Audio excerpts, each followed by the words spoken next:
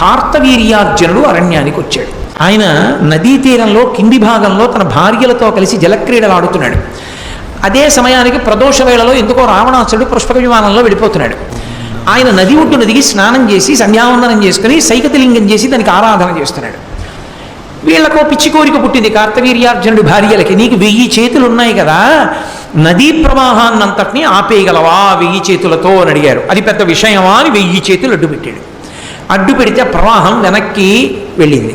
వెనక్కి వెళ్ళి ప్రవాహం పెరుగుతూ వచ్చి ధ్యానంలో ఉండి పువ్వులు వేస్తున్నటువంటి రావణాసురుడి తొడల కిందకు వచ్చి ఆ పూజ చేస్తున్న సైకతలింగాన్ని కరగబొట్టి తీసుకెళ్ళిపోయింది.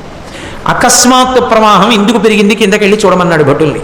కార్తవీర్యార్జునుడు భార్యలతో జలక్రీడలాడుతున్నాడని చెప్పారు. ఆ కార్తవీర్యార్జునుడు 1000 చేతులు నరికేస్తానని యుద్ధానికి వెళ్ళాడు. అయితే ఆయన చూసి వీడెవడరా 10 తలల పురుగు యుద్ధానికి వచ్చింది నా మీదకని యుద్ధం చేయలేదు, ఇలా పట్టుకున్నాడు.